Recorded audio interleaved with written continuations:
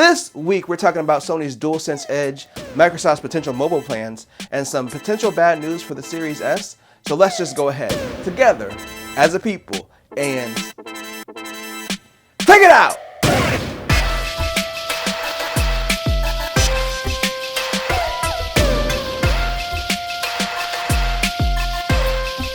And welcome to another sensational Sunday. I'm Mike, and I'm here to bring you the gaming news, so let's hop into it. Let's talk about that DualSense Edge. So if you're not familiar with the DualSense Edge, it's basically the official Pro controller that's coming out for the PS5. It's going to be similar to Microsoft's Elite controller. Before we got a teaser for it, and we saw how it looked, and we saw that it was going to have swappable thumb sticks, and not just the sticks, the whole mechanism was swappable, so we also got a price for that as well. But the official release date is going to be January 26th. That's when it's dropping. It is going up for pre-order on October 25th through PlayStation directly, and it will be $200. The thumbstick mechanisms are going to be $20 to replace. So that is the official price, and that is coming pretty early next year. Personally, I was thinking that it being plastic, it would come in cheaper than the Xbox Elite controller, but it does have those swappable thumbsticks, so that potentially does bring more longevity to the controller because you could swap out the whole thumbstick mechanism and just replace it if you start to experience stuff like stick drift. You're also going to be able to customize the dead zones as well as the trigger throw, and the buttons are going to be customizable. It's also going to have customizable profiles. You can switch to a profile that adjusts the headset volume with the D-pad. That's kind of a cool feature to have. It's a good look. The only thing I'm concerned about, and I expressed this in my why I'm selling my PS5 video, which is already sold now, but I'm really hoping that the battery life is really good on this controller. As someone who has a Series 2 Elite controller, it has a really good battery. With this controller being $200, Sony doesn't have a real excuse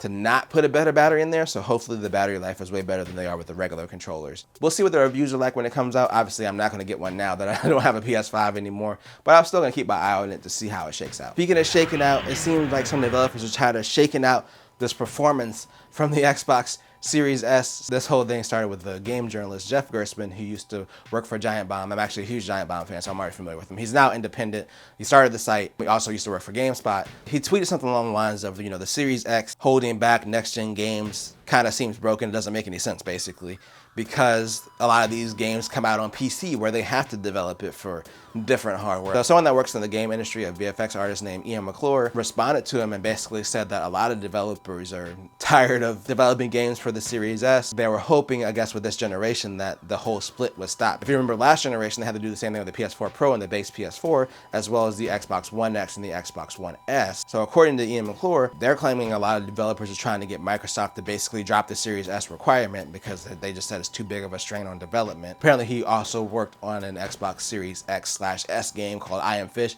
I'm not really familiar with it. I haven't played it or really heard much about it, but this person is familiar with developing a game for the system.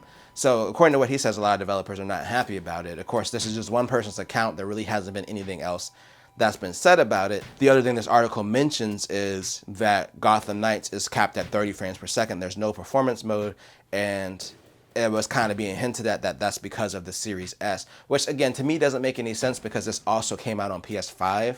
So if the PS5 version is also capped at 30, then I don't know. Like, I'm not a developer, so I'm not going to sit there and pass judgment and say like what they should be doing or should be easy, etc. But these consoles are basically just PC hardware. And if the same game is coming out on PC and console, where like I said, they have to scale it anyway, I don't see why it would be that much different. But again, I'm not a developer, so I don't want to speak too much for their job.